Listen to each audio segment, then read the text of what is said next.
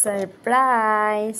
আজকে ভাবলাম রোদ থাক বৃষ্টি থাক যা কিছু থাকুক, তুফান থাকুক, ভূমিকম্প হোক, আজকে আমি ডিম রান্না করবই করব। চলো দেখি, তোমাদের মতো আমরাও প্রথম হলুদ নুন দিয়ে ডিমটা ভেজে নিই, এটা আর দেখাতে হবে না, তোমরা তো জানি। আর এটার মধ্যে একটা ডিম আমি ভাজবো না, একটা এমনিতেই রেখে দেবো, পরে দেখাবো কী করা যায়। আমার ডিম কারোর থেকে ডিম কষাটা ভালো লাগে। তো প্রথমে এখানে দেখতেই পাচ্ছ ছোট্ট একটা আদা আমি গ্রেট করে দিয়ে দিয়েছি। এখন 4-5 কোয়া রসুন দিয়ে দেবো, তারপর 2-4টে দারচিনি দিয়ে দেবো, তারপর দিচ্ছি লং আর 2টো এলাচ, আর দিয়ে দিচ্ছি টমেটো অল্পখানি। মশলাটা একটু হালকা চাই, আমার টেস্টি হতে হবে কিন্তু হালকা মশলা। তারপর 4-5টা গোলমরিচ, 2টো কাঁচা লঙ্কা আর 4-5টা গোলমরিচ দিয়ে দেবো, আর ছোট্ট 2 পিস অনিয়ন দিয়ে দেবো। বেশি গ্রেভি ভালো লাগে না, 1 পিস দিয়ে দিই, হয়ে যাবে। এই আমাদের ডিমটা ফ্রাই হয়ে গেছে। তো আমি সব সময় না যে পাউডারটা ইউজ করি না, গুঁটো জিরে ধনিয়া আমি রোদে শুকিয়ে ধুয়ে তারপর ওটাকে গ্রাইন্ডারে পেস্ট করে রেখে দিলাম। যখনই রান্না করি তখন গ্রাইন্ডারে অন্য কিছু মশলা বানানোর সময় ওটা দিয়ে দিই। তাও 1 চামচ দিয়ে আবার একটু প্লেট করে নিলাম। এদিকে ডিম ভাজা হয়ে যাচ্ছে, তো রান্নাটা শুরু করে দেবো।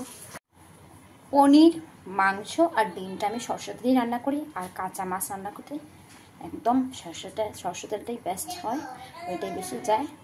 আর ছোটো একটা দারচিনি দিয়ে দিয়েছি, এখন স্লাইসড অনিয়ন, তেজপাতা।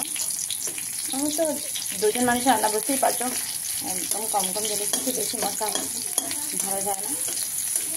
আপনাদের মানুষ বুঝে মশলার পরিমাণ উপকরণ সবগুলো বাড়াবে।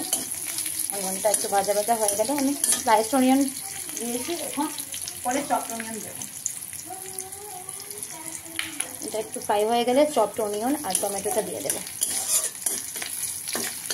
একটু বড় বড় করে অনিয়ন কেটে জাস্ট ফ্লেভারের জন্য দিয়েছি। অতিরিক্ত গরম তো বেশি মশলা খেলে সেটা আর লাগবে না। এখন এখানে আমি স্লাইসড অনিয়ন আর স্লাইস টমেটো আছে, এগুলো দিয়ে ভালো করে মশলাটা ভেজে নেব। তারপর অল্প 1 পিঞ্চ দিয়ে দেবো কাসুরি মেথি, খুব সুন্দর ফ্লেভার আসে, কিন্তু ট্রাই করে নেবে।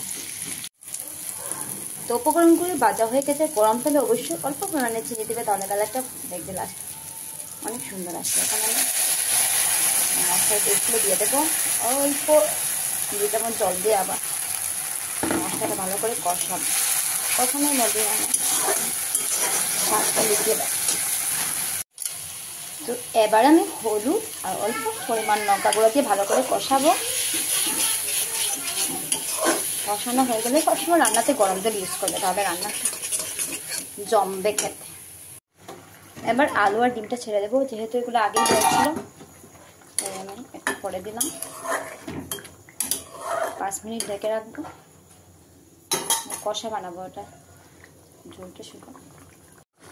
এবার মিট মশলা অল্প পরিমাণ ছড়িয়ে দেবো, কারণ এক্সট্রা করে তোমার গরম মশলা দিতে হবে না, কারণ আগে আমি গ্রাইন্ডারে অলরেডি গোটা গরম মশলা দিয়ে দিয়েছি। তো ফ্লেভারের জন্য অল্প পরিমাণে মিট মশলা দিয়ে দেবো, দরকার নেই। এখন হয়ে যাবে, উপর থেকে অল্প একটু কাসুরি মেথি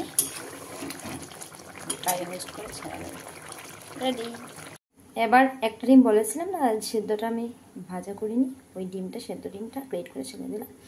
এবার 5 মিনিট ঢেকে রেখে দেবো, ফ্লেভারটা পুরো চলে আসবে। এইদিকে পেঁপে দিয়ে ডাল করলাম, এটাও রেডি। এখন খাওয়াটা শুরু করে নেব। তাহলে রেডি হয়ে গেল, চলো আমরা খেয়ে নিই।